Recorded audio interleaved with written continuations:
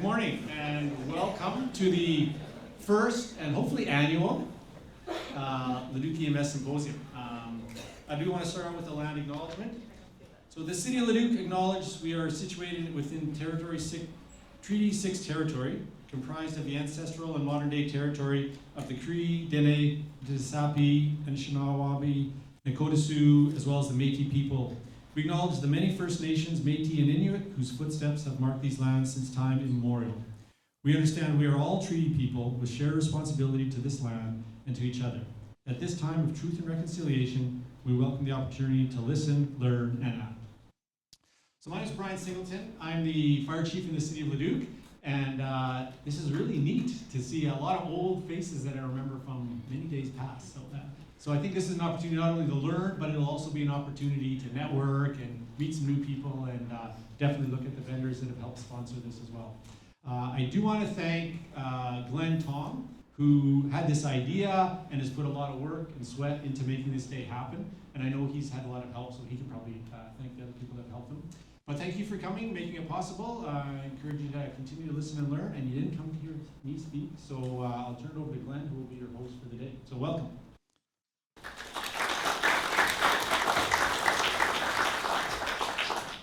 So thank you very much, Chief. The one person I want to thank too is our DC Merchant. Fortunately, he couldn't be here today. This was more his brainchild. It was something I was initially voluntold to do, and fortunately it's come to fruition, and it looks like a very good opportunity for everybody to connect. Some of the people I wanted to make sure I thanked is definitely our speakers who come from kind of all over the province to share their knowledge, as well as some of the sponsors that help make this event happen. We'll touch base with those sponsors as well as we go through the day. If you've noticed, we do have some of those sponsors providing door prizes. If you didn't get a ticket, make sure you get a ticket. We'll start drawing those after our second speaker. Other housekeeping things, we have exits on either side. Make sure we don't have any coffee in here. Bathrooms are just out to the side here as well. There will be 15-minute breaks in between each speaker. It gives everybody a little bit of time to shake their legs off, go to the bathroom, and Q&A as well. We're going to kind of cap our Q&A just so we're not running over time to about 2 to 3 questions. Any other questions we can kind of facilitate at the end of the symposium. So the way, if you're here for CE credits as well, near the end of the symposium there will be a QR code up on the screen. You take a picture of it, fill out the survey, and punch in your email. The reason we're doing that, I know some of you guys have signed up on that Eventbrite. However, some people registered multiple people. We just want to make sure we get your email so we can send you a certificate so you can get those credits if you want them.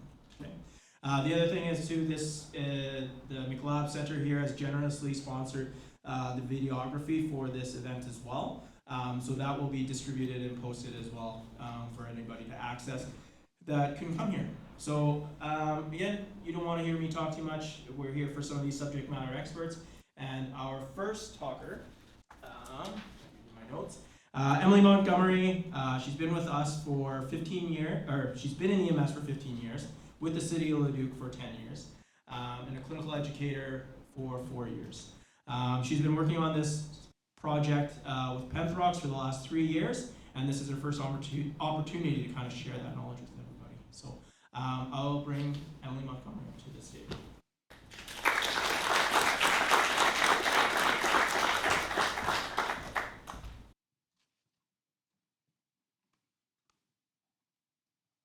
Just with the mouse. Hey everybody, so like Glenn said, my name is Emily, and I just wanted to put another kudos out there to Glenn for facilitating this. Glenn and I and another educator, Evan Stratashek, had the ability to go to the EMS World Expo in the fall, and we made a lot of friends down there throughout the states, and they talk about all these conferences that they host in each different state to just share information. So when DC Merchant and Glenn started chatting about this idea, this is the goal, is that we start trying to share information among our communities. We have many different intelligent people. Why not share some of our ideas and try to break some ground with medicine from different aspects? So thank you all for coming. I think that's amazing. Today we're going to be talking about Penthrox, a project that we hosted here in Leduc in 2023 over to just previously to about July 6th of this year. So I'm going to tell you what it is. I'm going to tell you what we found and what it potentially might mean if you so choose to look into it yourselves.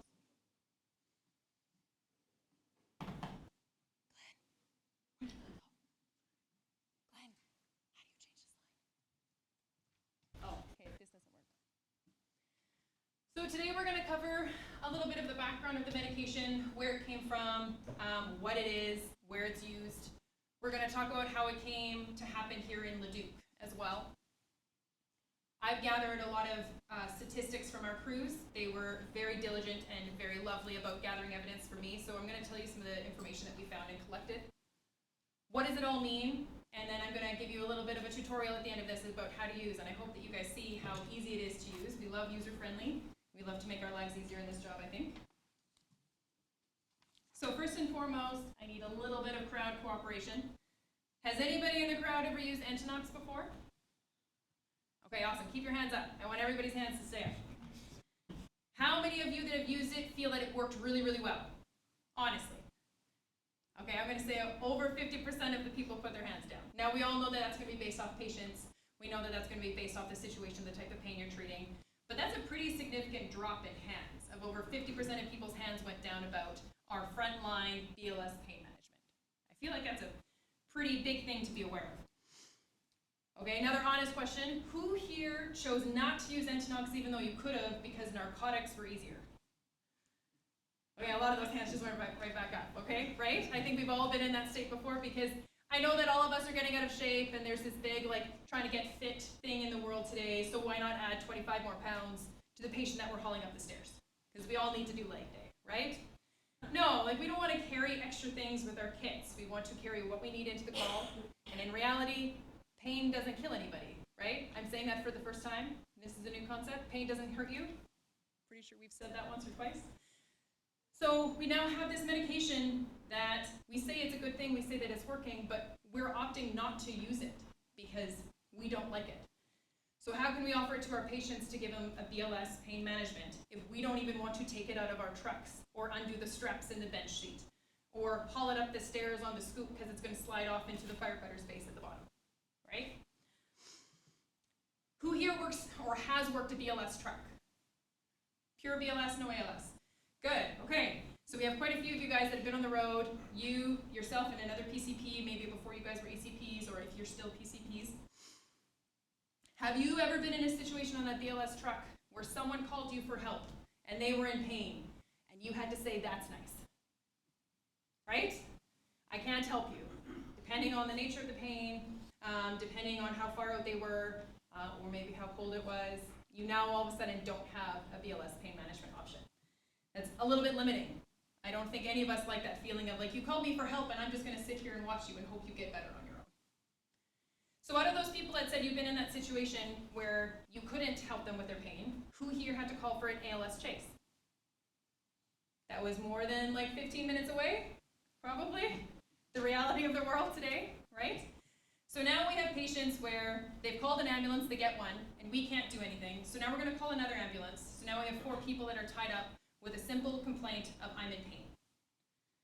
So I'm starting to see a trend here where we're maybe not dealing with the pain management the way that we say it, we are.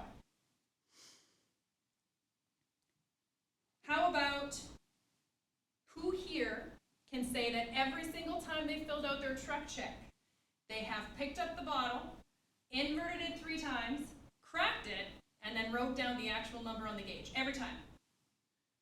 Not just writing 1400 PSI on your check sheet in the morning, because it's auto. I see no hands. I saw one.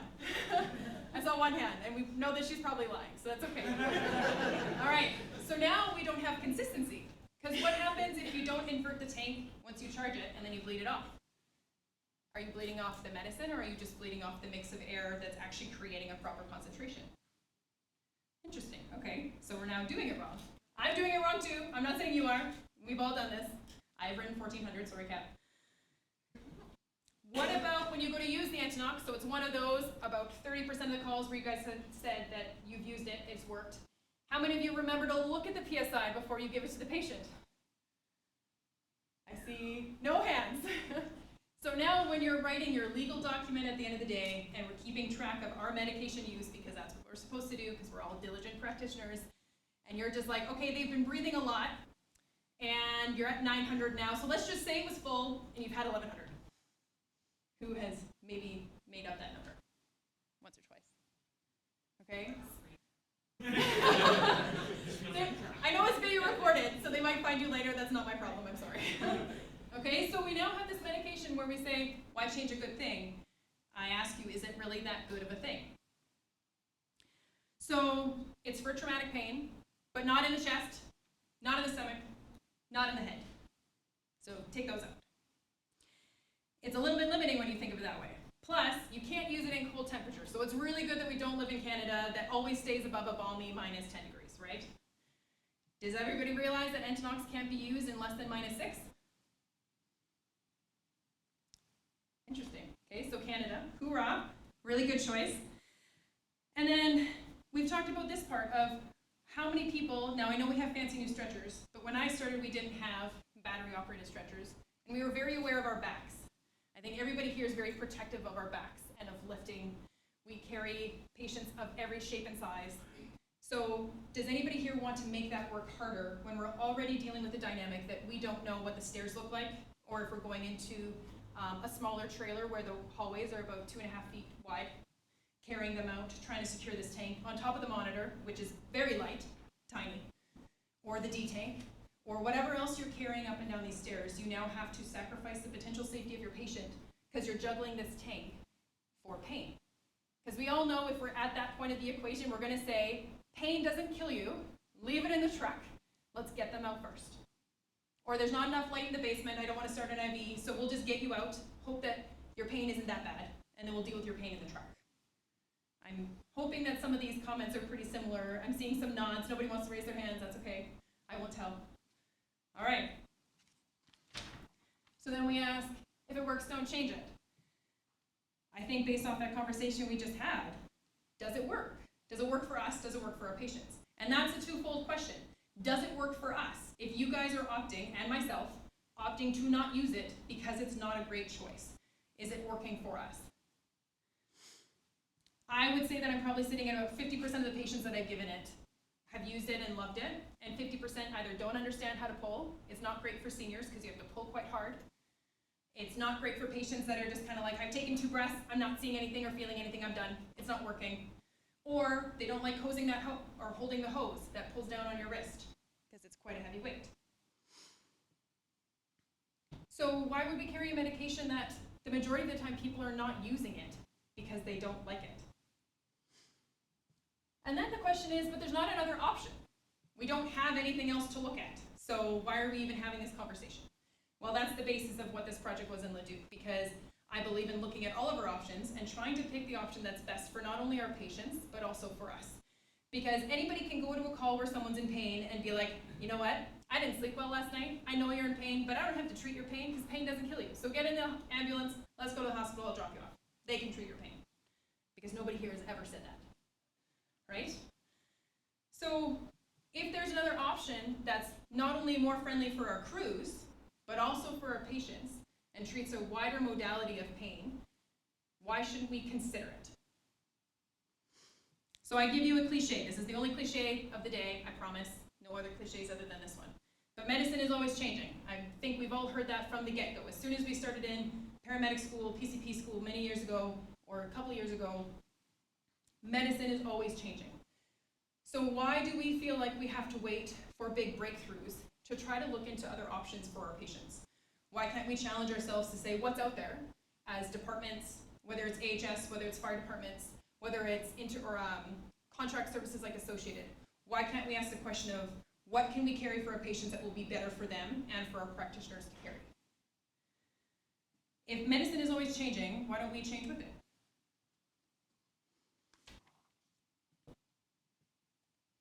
So Penthrox, not just for Bondi Beach. Has anybody here seen it in Bondi Beach? Yeah, some nods? Okay. If you haven't watched it, it's a really great, like one of those like guilty pleasure shows, I guess. So I'm told. I don't do it.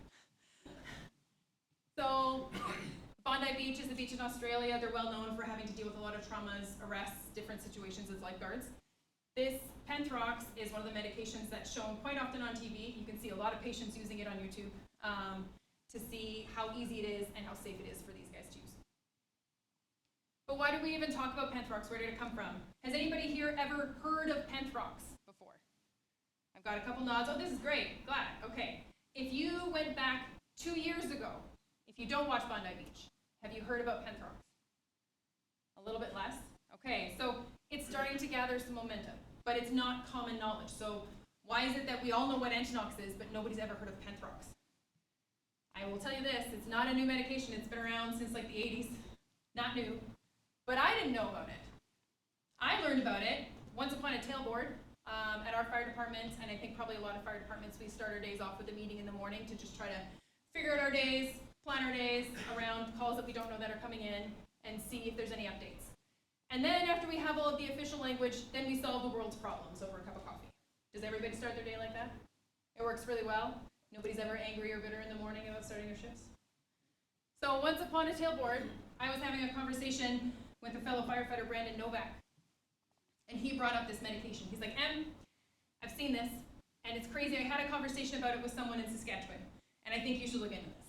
And I'm like, I got a lot on my plate. I don't really want to look into something else right now. If it was something important, I probably would have heard about it. And he's like, no, you got to listen. You got to look into this. So he told me about Saskatchewan, where there's a fire department with no medical training that carries this as a BLS pain management for MFR response. I'm like, wow, that's kind of cool. And he's like, you should just look into it, see what you can find. So I started digging. I found out that there's a ski hill in Alberta that for the last 2 years has been using it for pain management for their patrollers. Under their own medical direction, they use it for when they're hauling people down the hill that are broken and useless and awake for pain management. So I phoned up the crew lead and I had a conversation with him, and I'm like, tell me about this drug. I don't know about it. I've been told to look into it. I want to know more. And he spoke upwards and downwards about how much they love this drug. He said that it was great for the crews, it was very stable, easy to use, they loved having it as an option for their people.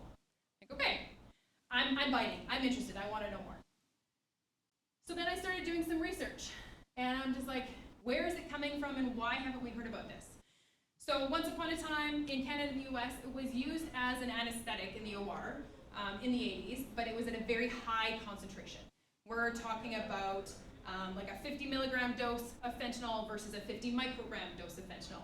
Two very different results, right? Please nod. Tell me we all know this. Okay, so two very different concentrations. The OR dose was for anesthetic purposes, and they found that there was a trending data saying that there was liver and kidney issues resulting from that high concentration. So Canada basically stepped away from it and said, no bueno, I don't like this. It's not safe. The states did the same thing. But what happened somewhere along the way, in Australia they've been using it for about 40 years as an analgesic at a very low concentration. At a concentration that they can't even pull facts and figures about anything negative about it. We're going to talk about some of the considerations about contraindications and everything later, but for anybody that is a normal, healthy individual that has used Penthrox, they have not seen anything trending towards the same results as what they had in the OR. So now we had a drug that had a bad name for a different reason in a different use. We're not using it as an anesthetic. We're using it as an analgesic. So now I'm like, okay, so here's the misinterpretation. Now I can see why we haven't heard about it, why we've been staying away from it. But does it actually work? I'm curious. So when you start pulling some of the studies that have been done in Australia, New Zealand, UK, they compare a single dose of Penthrox to 10 milligrams of morphine.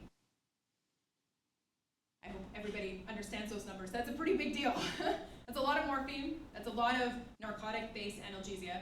And to say that there's a drug out there that is non-addictive and non-opiate that can beat morphine at 10 milligrams right now in about 4 breaths versus Toradol in about an hour, 45 minutes, right? I'm just like, okay, well now I'm really interested. Now this looks like something that could potentially help us out.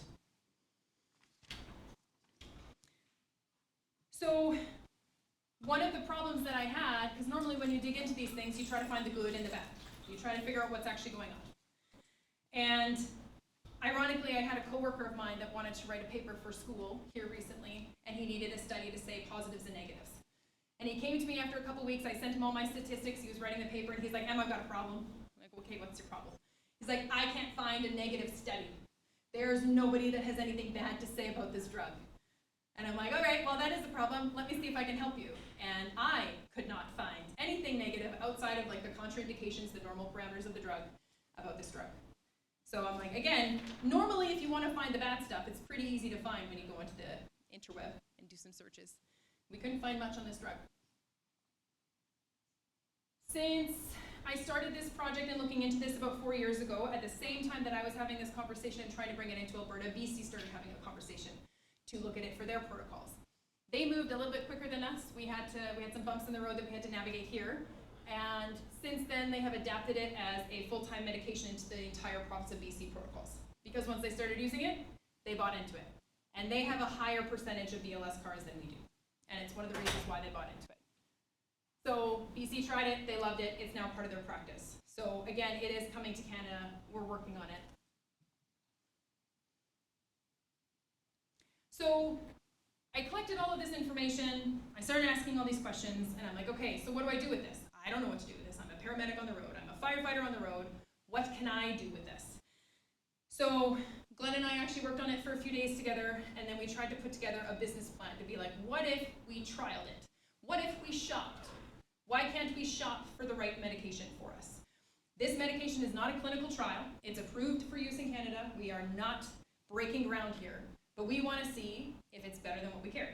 I want to find out if it is as good as what I'm reading in the words. I don't believe other people's words. I like my own statistics. So our management at the time was very supportive and said, go ahead, if you guys can figure out how to do this, we'll support you. So we had a sit-down conversation with Dr. Kabaroff. And I brought this up to her, and I'm like, I would like to do something with this. I would like to see if we can carry this. And she had heard about it in the military a few years prior. She had talked to AHS about it quite a few years ago to see if we could bring it in, and AHS at the time said no. There wasn't enough studies to support it. It was more expensive than Penthrox, so just no. We all know that budgets don't mean anything, right? You can do whatever you want as long as it doesn't cost a lot of money. So we had this conversation, she gave it her green light. I wrote up the protocol for what we wanted to practice. We tweaked it a little bit from what other people do, and then we created this project. So when you are in medic school, who here remembers having to memorize that giant chart of all these medications, and there was like 4 or 5 different drugs in each class, and it all depends on which one you want to use, depending on the literature at the time, or depending on how much or how expensive they are, or even what's available because pharmaceutical companies run out of drugs every now and then. Who remembers that chart? Because I still have nightmares about that chart. Is everybody else? Yeah? So if we have all of these other medications in one class, then why doesn't it kind of make sense that there might be multiple medications in this class for us to look at? And then why don't we gather the information to see if we can figure out a better option? So we put together the project, we started the project and collected data starting July 1st of 2023. I'll show you what we were kind of collecting data on. It's weird how in medicine, I'm not sure if I'm going to say it right for everybody to connect to it, but has everybody ever heard of like the loop of medicine? Of 40 years ago when I started, we used lidocaine, and now what's coming back in? It's like the 90s are coming back, right? Medicine is on the same loop. So Penthrox went out about 30 years ago, and now all of a sudden we're starting to talk about it again because we're looking at it from a different perspective. There's new studies coming out. I would put this medication into that loop. Maybe not with bell bottoms, but at least with that medication loop. So what are we even talking about? Most people put their hands up, but this is what I'm talking about. Here's this tiny little box. This is it. Very easy to put in to a kit. It's very easy to put on your shelf. Smaller than D50, I've measured it. These are all of the things that I collected to say, I want to try this. Okay? When you open up this box, this is how big it is. This is it. Less than 2 pounds. It's a little bit different than this. There's a slight size difference. I know some of us have problems with comparing sizes, but there is a difference. Okay? So this is much heavier, a lot more cumbersome. It is not a single-use item, so now we have to buy filters each time for this. We have to get them recharged. And don't forget, you have to actually look at the number. Realistically, don't just guess. Okay? A little bit harder on my back. But this is what we're talking about. This is Penthrox. This is why I wanted to look into it. Because if I gave someone in an MVC that's entrapped, that we can't get out, that has an open femur fracture and is stable, and I say, here, huff on this while we get you out 20 minutes later. Did I just get pain management on board a lot faster than somebody else? Are you going to feel comfortable just giving them an IM shot of morphine, hoping it'll work, even though we don't really know how stable they actually are? knowing that morphine will affect them for 30 to 45 minutes. This wears off in less than 5. So if you start it and you don't like it, stop taking it, and it'll go away.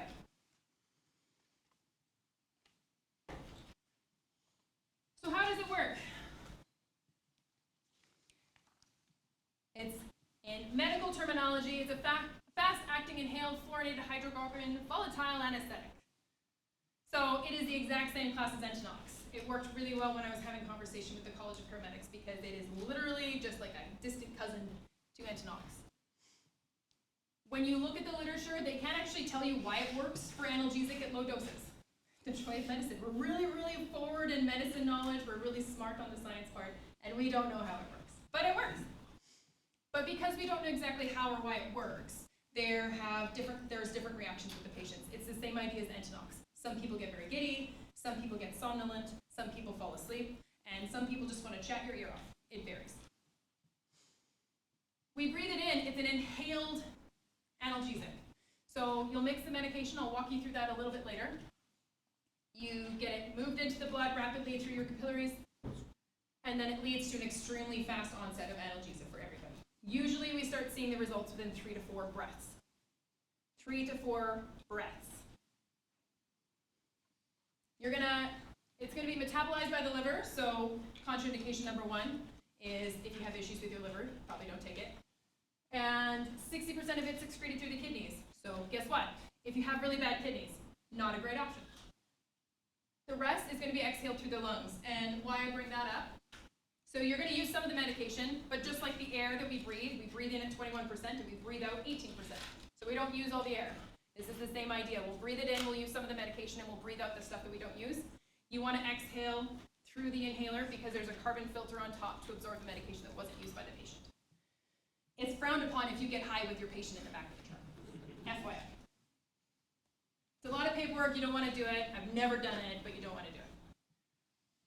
So the protocol that we used here in Leduc, like I said, I sat down with Dr. Kavaroff, we wrote up.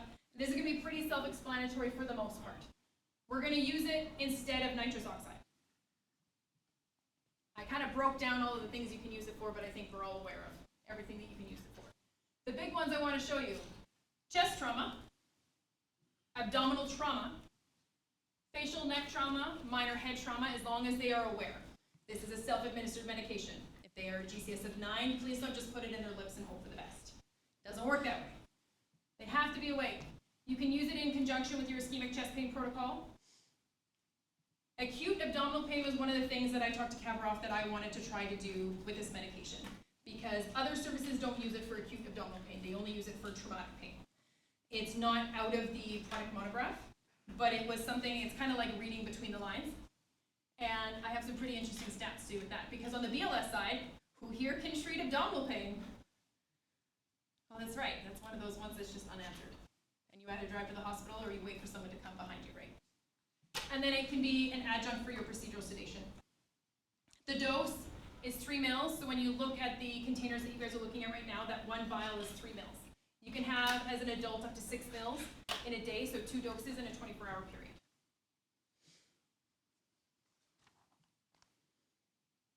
So these are the contraindications. If you're allergic, don't take it. I don't know of anybody that knows whether they're allergic to this drug or not, because it's not commonly used, so your guess is as good as mine. As of right now, it's not approved for kids in Canada. Every other country that carries it, New Zealand has a few services that allow it for down to the age of 1. The reason a lot of the other services stop at the age of 4, the reason is the sedation effects of Penthrox increases below the age of 4. Nobody knows why, but they get a little bit more loopy with it, so some services don't allow it. But they say if they can hold it and you can coach them to breathe it, that's where they get down to the age of 1 for pain management. Which I think is a pretty intriguing option, hopefully someday in Canada, because how many here people like to poke kids and make them really angry and cry when they're already crying, right? Everybody loves to do that to a kid. This gives us an option that not only can prep them for an IV, but you might not even need to poke them if you give this. I think that's a pretty big thing that we need to be aware of for those kids that we're trying to advocate for, right? Liver and kidney disease, we've discussed. Malignant hyperthermia, if they have this confirmed in their history, this medication is not going to be their friend. If they are unstable, if they are going into shock, Again, is pain one of those things that we are more focused on at that point in time? No. So it's going to fit into that algorithm. If you have someone who's showing shock-like symptoms, it will potentiate any changes in their GCS. Pregnancy, it hasn't been studied enough for you to allow this in pregnancy. This is the one card that Penthrox still holds, is you cannot use it in active labor. Not because it is proven to have any issues. There's not a lot of people that sign up to be studied while they're pregnant and delivering kids to see if it's going to affect their kid. Weird. So we don't have a lot of studies to base it off of. That's why it's not included. So like I said, that's the only one that Penthrox has in its favor. The altered LOC we've already talked about, and it can be altered for whatever reason. Drugs, alcohol, or whether it's an injury. And then the significant head injuries, even though they're a GCS of 15, it will again potentiate sedative effects. Everybody will be a little bit different. I've seen people get giddy and not want to stop moving. I've seen people take a couple breaths and be like, I am good to go, and they just like sink into the stretcher and they are happy as can be. So if you think about doing that in conjunction with a head injury, do you know whether it's the Penthrox that caused that or the head injury? So you have to use a little bit of your common sense about what your patient presentation is. Patients prescribed beta blockers, sometimes there can be a reaction with this. We did have one crew that had a rhythm change with beta blockers. So they stopped the medication, and within 2 minutes, the rhythm changed back. The patient actually opted to continue using the medication. They remained stable, and they just monitored the rhythm, and it went off without a hitch. So it's something to be mindful of. The company knows this. They put it in their product monograph. So it's just something to be aware of, that you're going to want to keep an eye on them if they're taking beta blockers. And we've already talked about this one. I'm not going to say it again. The head injuries. Just be aware of what it can do. These are some of the side effects. The dizziness, dry mouth, lightheaded, headache, nausea, euphoria. So just like with narcotics, just like with Penthrox, if you start taking something very quickly, you introduce it to the system, you might get a headache to do with it. That is very normal. I skip past the bitter taste because a lot of people complain about it. I've spoken to the company. They are not coming out with a great flavor anytime soon, but that is actually on purpose. So we are in the midst of a massive opiate crisis. I don't know if you guys are aware of this, but I hope you are. This company designed this medication with the idea of trying to prevent an addictive substance from being put in the market. So they made it taste like crap. Has anybody here ever done like the N95 testing where they do that bitter spray? And then you lift up the hood and you're like, this is horrible? It's similar to that. Okay? So it's not a nice flavor. But if you were in 10 out of 10 pain and you could not find comfort, do you care what it tastes like? No. So I'm not going to say it means anything, but normally the only people that complain about the bitter taste are usually the ones that don't really look like they're in pain. Just saying. You can interpret from that what you will. So the next thing we're going to talk about is the results from the survey. So now that you know how we used to treat it, we collected a lot of data, and I want to throw another kudos to our crews here in Leduc. They were so diligent in doing the surveys and filling them out and getting them to me. I only had to chase a couple people. So I'm really impressed with how well our crews did to support this, because I could not have done any of this without them. So thank you to the Leduc Fire crews. So the results from the surveys, we're going to look at a couple different perspectives. The first round of data was collected for the first 50 doses. The second round of data was collected from, I actually forgot to switch that date, sorry. It was supposed to be from November 10th to July 6th. So they're looking at the same percentages, but with two different sets of numbers. I wanted to see, as our comfort with our crews changed, how the numbers changed. I don't know if you guys know this, but we don't do change very well in EMS or in fire. So I figured that bringing in this new medication, it might take a little while for our crews to warm up with it. So when we first looked at this idea, when we looked at all of the calls that Penthrox was used for, in the first round, 73% of the calls that used Penthrox stayed BLS. No ALS needs at all. 54% of the calls in the second round stayed BLS. Now I want you guys to just think back briefly to what we were using this for and all of the different types of pain we were using this for. I don't think that we would see these numbers with Penthrox. Just saying. 84% of the crews reported a decreased need for narcotics on their trucks, and 76% in the second round said that they used less narcotics if they used any at all. Out of the calls that did use narcotics with Penthrox, 50% of those calls were able to decrease their dosing by half. So we have our loading doses, and they use less than that. Between it and Penthrox, they were able to manage their patient with much smaller doses And then 67% of that could say the same for the second round. So let's compare it to Penthrox. I've been talking a lot about Penthrox. I've been giving it a lot of shade. So let's just look at the numbers. In the first round, 36% of the calls where Penthrox was used would have been contraindicated by Penthrox. So 36% of those patients that we got called for, and then 23% in the second round, would not have had another option on a BLS truck. So you're either calling for another ambulance, which probably isn't available. We also have a staffing crisis, FYI. So you're not going to get another truck, so you're now in pain for more closer to 3 or 4 hours instead of 30 minutes. 28% of the crews in the first round said that they wouldn't have even looked at Penthrox in the truck. They would have gone straight to narcotics. Now, I think it's ironic because I don't know if you noticed the jump once they realized that they weren't going to get in trouble to say that they didn't want to use Penthrox. But in round 2, 68% of the crews said, I would not have touched Penthrox. Even if I could have, I would have just gone to narcotics. So you can feel less bad about your hands going up because our crews said the same thing. 84% of our crews in the first round reported that it was far easier to prepare. Again, I just pour it in here, which I'll show you later. Versus pulling this out of the bench seat or the corner cabinet, inverting it 3 times, carrying it to the patient. Don't forget the filter in the back of the truck or the mask, whichever one you use. 83% reported it was easier in the second round. Those are pretty consistent numbers. Initially, only 33% of the crews said that it was easier to coach the patient on.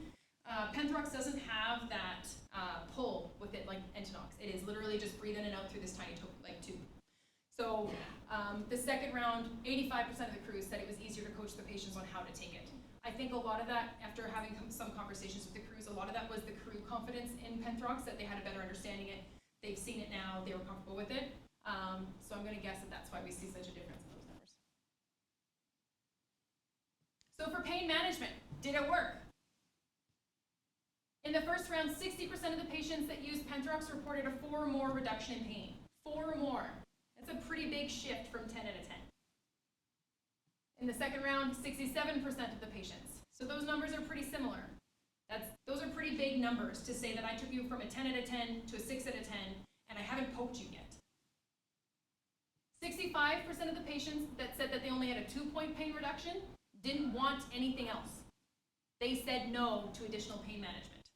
I saw this in the patients that I used it on, that even though they only reported a 10 to an 8 pain reduction, they were also laughing and joking and hanging out. A lot of them fell asleep, and then when you'd wake them up, how are you feeling? Oh, I'm still 8.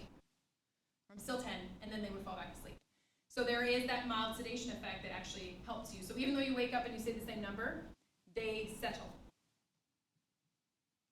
50% of the crews in the second round reported the same thing. 2-point reduction, but they didn't want anything else. 46% of the crews in the first round said that it was a faster way to get pain management on board, that they didn't have to waste so much time either poking, getting IV access, doing your vitals. Whereas 84% in the second round said that it was a faster application. 44% reported the mild side effects in the first round, and only 22% of the patients complained of any side effects at all in the second one. 3 patients in the first round were able to have their pain managed for over 1 hour with 2 doses of Penthrox. An abdominal pain from a bowel blockage, a wrist fracture. They used Penthrox all the way through the x-rays and through the casting, and they got sent home with a PRN order. No other drugs were given for this patient. And an abdominal back pain. 2 of those would have been narcotics. When you look at the other side, 3 of the patients from the second round also needed this, or were able to be managed with Penthrox. Open leg fracture, a non-traumatic back pain complaint, and kidney stones. Kidney stones is that beast that responds differently every time you go to it, and you wouldn't wish it on your worst enemy because that's horrible. Nobody wants to feel that. And Penthrox managed it. I actually have another stat below that the 2 patients that were given Penthrox for kidney stones, one was fine with 1 dose, and the other one was fine with 2 doses of Penthrox and didn't take anything else. In the second round, we had 2 patients that reported no change at all to their pain scale, but they didn't want anything else because they were comfortable enough. So they said, I'm 10 out of 10. I'm still 10 out of 10. But then they were joking with the crews, they were sharing stories with the crews, they were comfortable in the stretcher. So even though they were still in pain, they were comfortable. And when they were offered something else, they said no.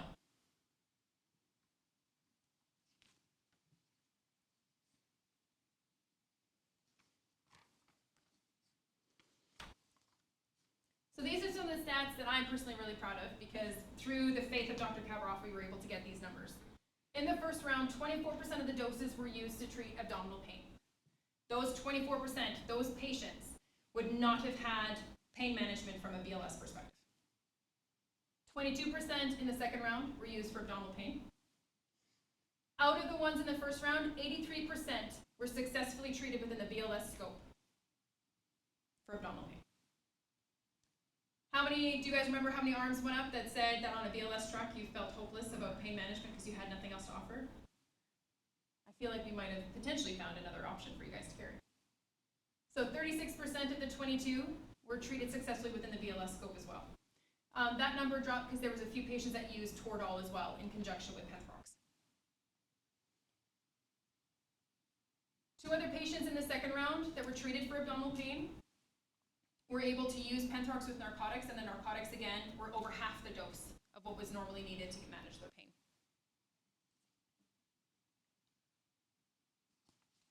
One of the pieces of feedback that I got from the crews that said that they didn't want to use Penthrox because it's Penthrox and it's annoying. Even if they could have used it, it's cumbersome, it's ginormous, it's annoying to set up, it doesn't work in cold weather, and what about transport security issues? Who here properly locks it back into the bench seat or in the corner cabinet to keep using it while you're driving? Because I don't think I ever have when I'm supposed to, sorry, Cap. Right? So we now have a transport concern because this is a compressed gas cylinder that's just hanging out in the back of our ambulances. And I hope that we never get into accidents. But it has happened, and it will happen. So why would we carry something that's now a projectile object that could implode in the back of our truck when we don't even like it? Seems like a weird option. So some of the feedback from the crews as well as the hospital staff from this medication. It does look like it is creating a possible reduction in our narcotic use and our narcotic dependency. It's a lot more simple, a lot more compact than Penthrox. The nursing staff really appreciated the independence when we transferred care to ICT or into beds. They didn't have to worry about getting pain management on board because the patient adjusted their pain management as per what they needed. It provides a great option for BLS management, especially on an engine front. So now I speak to some of our integrated departments. Who here has a fire truck that's suited to carry Penthrox? Does it exist? Is it a unicorn? Because we're not going to waste the money on that fitting for a medication that is not life or death. So now we have a lot of integrated departments that prioritize having ALS ambulances, and we might have a BLS engine. We want to have a medic on the engine, but we might not. So now we have a BLS management option for those crews that are on the engine to still provide a higher level of care for our patients. We actually had one patient who called for abdominal pain, had a prolonged transport time because the ambulance was coming from Edmonton, that was treated and managed on scene by Penthrox with no other meds needed. And that was by our engine. Which otherwise we would have had to start narcotics, which is an option. I'm not saying it's not an option, but what if we didn't have a medic on the truck?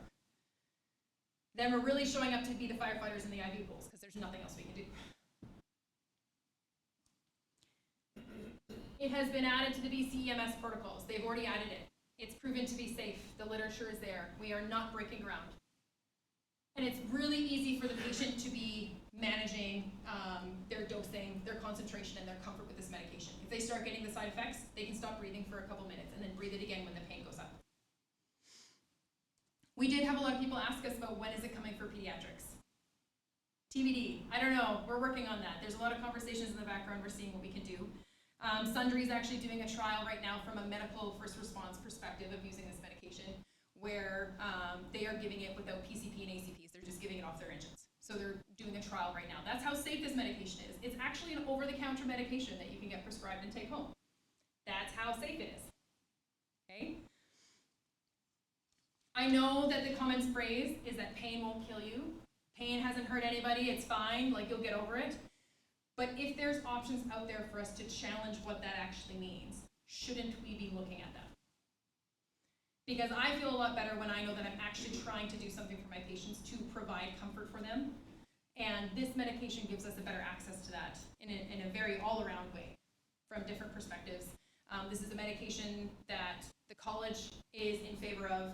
We've been chatting with Alberta MCPs, we've been chatting with Alberta MFR, chatting with Associated Ambulance. There's a lot of conversations going on in the background, and a lot of it is based off these stats. So again, a big thank you to the City of Leduc and our crews for doing this, but I mean, you read the numbers. You can interpret them how you will. So I'm going to do a quick tutorial on how to prep it. So for those of you that have the trainers, if you guys, you can or cannot go along, it doesn't matter, whatever you want to do. So it comes in the box with your instructions, a little plastic bag, the inhaler, and the medication itself. These trainers, no, they do not have any medication. Sorry, it is not free dose. So this inhaler was actually designed to be very user-friendly. The end of it is designed to help you crack the seal on the medication. So you can use this, turn the dial off, or turn the lid off. When you pour it in, there's a wick inside of this, an absorptive wick. So you pour the medication in, they recommend a 45-degree angle. It does not have to be specific. Don't overthink this. It's ironic coming from me, I overthink everything. 45 degrees. Thank you, Sarah. You pour it in, you turn the inhaler, and it absorbs into the wick. And then you're done. And then you give it to your patient. And that's it. It is in the wick. So now you can put it whatever direction you like. It's not going to come out. You're not going to lose the medication. One of the other things that's nice about this is on the top of it, there's this tiny little hole above the carbon filter. It's a concentration device. A fancy word for it. It's a fancy hole. If you cover it and breathe it in, you now are inhaling less room air and more medicine. So if you're about to move your patient off the ground with a hip fracture, if you're about to realign a leg fracture and you know that they're going to be in a higher amount of pain, you get them to cover the hole and you breathe it in. And then that will give them a higher dose of the medication right off the hop. It'll allow you to get over that pain threshold. And then once they're over that more uncomfortable phase, you can take your finger off the diluter hole and then you just keep on breathing. You breathe in, you breathe out through this medication.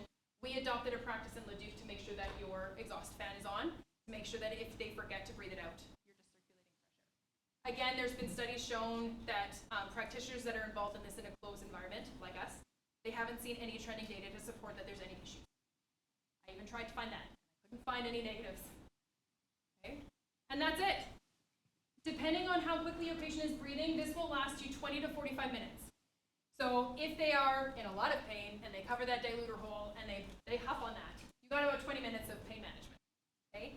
If they cover the diluter hole right off the hop, that higher concentration expects some of those side effects initially because you are getting hit with a higher dose.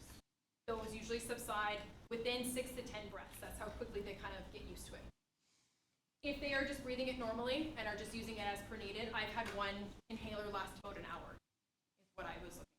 I've had it used where I've been able to use 2 doses back to back, and it's about 2 hours of pain management, depending again on the patient. So this little baggie in there is designed because this is now a medication that is free-floating. So once you're done with it, you want to make sure you put it in the plastic baggie and put it in a biohazard bag to make sure that everybody stays safe. Nobody wants to get like a secondary high when you don't want to. So they try to make sure we dispose of it properly. So that's it in a nutshell. That's 4 years of my life summarized in about 35 minutes. So be kind. But are there any questions about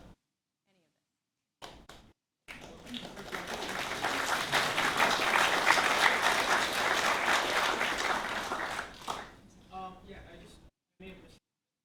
Once you stop,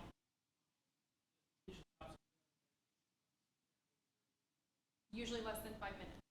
So it depends. If they are stopping the medication because of side effects, and they don't want the side effects, usually they're gone within a few breaths. I had a patient that finished 1 dose, and you could tell like there was no smell left in the air, but they were still quite sedated by the medication, and they huffed on an empty vial for like 20 minutes, and they were still feeling the effects of it. The patients that I've given it to that have had negative side effects, as soon as they stop inhaling it, as soon as they get a couple of good breaths in, those side effects usually fade. Yeah. Amazing presentation. Thanks. All that work. Question I have is a more Yeah. talking about round Yes. 50 patients. Yep. I don't know if It was about 56 patients for round 2. what's the difference between session. It was just a matter of when I let them know to stop running the surveys. So we really wanted to look at the first 50 doses. When we talked to Kabroff, she said that decisions needed to be made with a decent amount of patients. So we decided on 50 patients for the first round to get our baseline statistics. Those were the initial statistics that I went to the Alberta College of Paramedics with AHS physicians. So we base it off 50 doses, and then on the advisement of DC Merchant, he asked us to continue collecting data. Now that it was comfortable, we just said, let's collect data until the end of the year, which was July 1st. So I collected the last survey on July 6th. So the second round was just based off dates. The first round was what we wanted to use to see if we wanted to carry it. Excuse me. And then the second one was to see, are we continuing this trend? Or was it just a fancy drug that we were biased over? Let's see what the numbers say. So that's why we decided to carry a second round, was to collect enough data to make an honest opinion. Yeah. Anybody else? On your contraindications, said hemodynamic instability. Obviously, we're going to be resuscitationists, like bring them back up. But are we doing a compensated versus decompensated shock index? Are we doing what was that? Was it just like from manufacturer? So manufacturer just states that lovely vague statement of hemodynamic instability. I think from a practitioner who's been on the road, my perspective is when you see this patient and you see the dynamics about this patient and you don't think about pain management first, you're just like, I need to do TXA, I need to do a fluid bolus. That would be probably where I forget about Penthrox. If their bodies are showing signs, I would say compensation with a good GCS is fine. I would be hesitant to consider a compensated shock with a head injury because they are compensating for something and that head injury could be potentiated by the sedative effects. So that's where like understanding it would be a good idea. If they were compensating well, but they had like a flail chest and they were GCS of 15, I would have no hesitation giving it to them. But if I could hear that the lung sounds were changing because we're suspecting like a hemothorax and they're right on that cusp of decompensating, Penthrox would not be advisable because you could be a lot more finite in your doses with like fentanyl and IV. And at that point, you probably have IV access. So that would be how I kind of phrase it, is understanding how it will affect your patient. If you have someone that's compensated and stable, as long as it's not a head injury, I would say that it's safe. Yeah.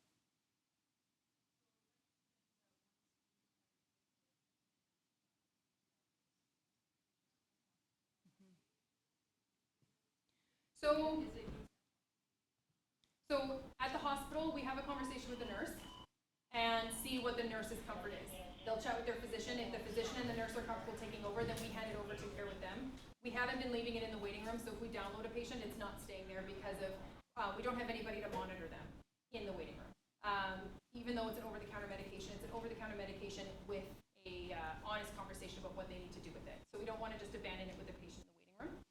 So that's based off nurse and physician comfort. And so far, I think there's been less than 5 hospital staff that have refused it because they didn't know it. Everybody else was for it.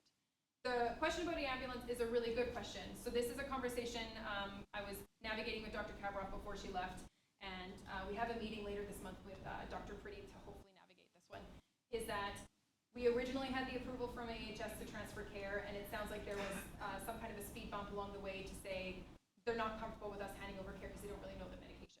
When I had a physicians meeting in December, and I presented the statistics, they seemed very open to it. They liked the idea of it. They were a lot more comfortable with the idea of transferring care. And they said, leave it with them and they'll let me know. So I'll let you know. I am waiting to hear that one. We are trying to navigate that. We actually have already created a transfer of care brochure so that if an AHS ambulance comes in and our engine crews are using it, that they can transfer it. We have everything ready. There's a lot of politics in that world, and we are trying to navigate them slowly. But the goal is, now that it's been established, now that there's a lot of comfort and a lot more awareness about it, we're hoping to create that conversation between OLMC.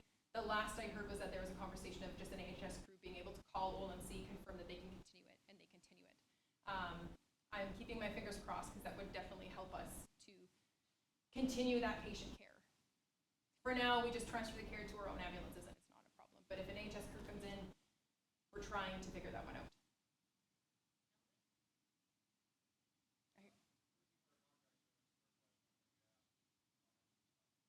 So depending on where you order it from, if you order it through the manufacturer direct in like a bulk order, you're looking at about $54 to $58 per dose. If you order it through the pharmacy companies, so like if you have like a Rexall Access or whatever, they're looking at about $75 per dose. And that was one of the conversations. It's always about the bottom line money. So when we've had these conversations about the cost, when you factor in the cost of Penthrox, of suiting your trucks to carry it, The cost of delivering the tanks, we were actually having an interesting conversation with DC Merchant about how expensive it is to have tanks delivered nowadays, and Penthrox is included in those. Plus, why spend your money on something that's probably less than 30% of the time being used when it should be used more? That's like saying, I bought this bookshelf because somebody said it was a nice bookshelf, but I don't like the bookshelf, but now I can say I have a bookshelf. So I can't argue with the bottom line, I can't argue with the budget, but I then challenge you with the logic of why would you buy something that's not actually being utilized properly or beneficial to our patients when there's a better option out there. When we're spending $290 per vial on amiodarone, I think we can probably consider a better pain option from a BLS perspective, in my opinion. Are we doing okay on time? Can I keep asking? Yeah.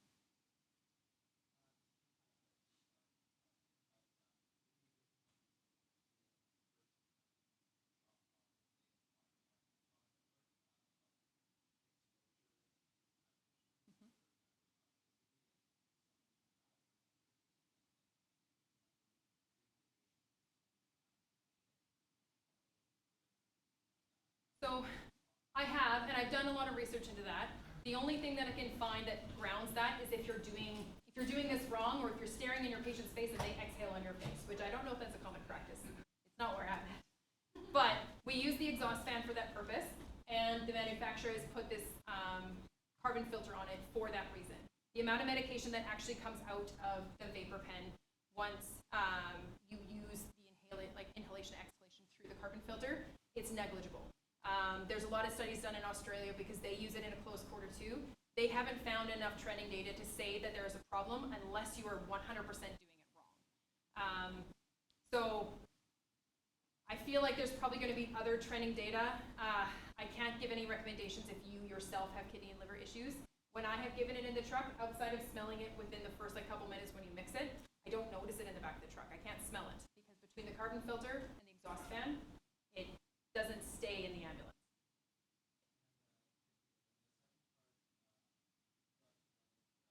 I've heard of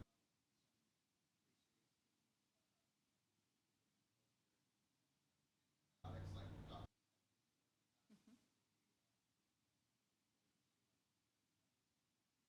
So the manufacturer company, and I won't be able to quote them because I read over this last week, but the monograph does advise about people who are taking extremely toxic kidney medications. If you are stacking a lot of bad kidney things on one person, there's going to be a higher chance that bad kidney things are going to happen. So they do advise to be aware of your drug interactions that way. They say you can monitor with NSAIDs, but if you have healthy kidneys, NSAIDs and Penthrox are showing no signs of having any issues. But when you have those antibiotics that from the get-go they say, you might have lasting kidney damage from the 7 days of this antibiotics, it might not be a good idea at that time to now make some medication that's also going to be extremely hard on their kidneys.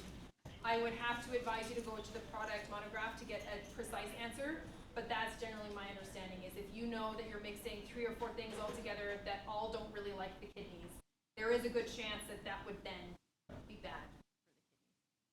Would be kind of my vague answer for that one. Pardon? Part of the contraindication. There you go. So BC has that in their protocol. Have you got any data on I don't. No, I didn't collect any of that data. I mean, I was there when she walked out. This was one of my patients. She fell in Costco parking lot because of the rampage that is Costco. Broke her wrist. We took her in. Within the first dose was when we had her in for x-rays. It was a busy day at the hospital, so they were doing a lot of this stuff on our stretcher because they didn't really have the bed. And when her pain was managed, they ran a couple tests, they did the x-ray, they casted her, and then we helped walk her to her car. As long as they're not operating vehicles, anything that affects her consciousness kind of thing is going to be the big thing. And because everybody's different, I believe that that is also on the monograph from the pharmaceutical company. I don't know the number though, so I won't just spit something out there.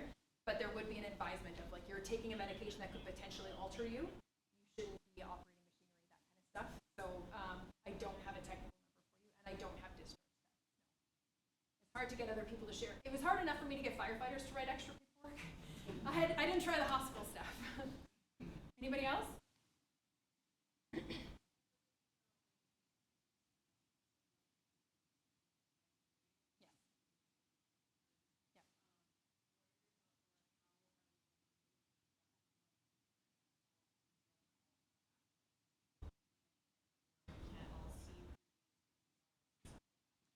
extremely valid and an obvious concern. I would like to say that this could be the push we need to allow us to have access to normal medicinal documents because we are healthcare, much to a lot of other people's beliefs. I don't have a good answer for you for that one, especially between different services. It's the 6 mils in a 24-hour period, and then I have to look it up. There's another one in a 7-day period. So you're right, that is a consideration. That at the end of the day, a little bit of dark humor for you, but there's a law of natural selection. So if I have a patient that comes to me for help and they choose to withhold medical information about what they did earlier this week, and then because of that, there's harm done to them because they weren't honest with me, is that my fault? Or is that them making a personal choice and choosing to withhold information? I would hope that we're not in that state. And I wish that we had access to consistent articles. You could always call and ask OldMC because we do record the dosing if you were worried and if you're like, you seem like a frequent flyer. Maybe you could try that option. I don't have a solid recommendation for that one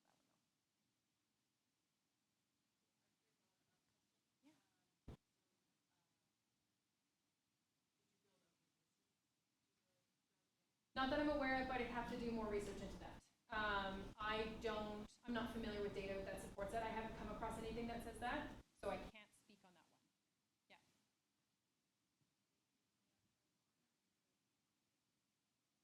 I'm not sure. I think most countries, the stats and the protocols that I've looked at, a lot of them are just looking at traumatic pain. When you look at the product monograph from the pharmaceutical company, they actually recommended against chronic pain. It's not the greatest option when you're dealing with a consistent pain that's been there for a very, very long time. That modality doesn't necessarily respond well to it. And now we also have a lovely little cookbook of what's causing the pain. So for your chronic pain patients, depending on the reason behind the palliative pain, I think would be the big thing. But if it's chronic pain that's been diagnosed and not easily managed, they don't recommend this as a frontline medication for that. This is meant for acute pain right now. I have pain. It started within the last 24 hours or because I fell on my bum. That's what they're looking for with this medication. So most protocols reflect that. The product monograph reflects that. As soon as you get into that chronic pain, you'd be better off trying to manage with your higher level of drug. All right. I think that's it. All right. Thanks, guys.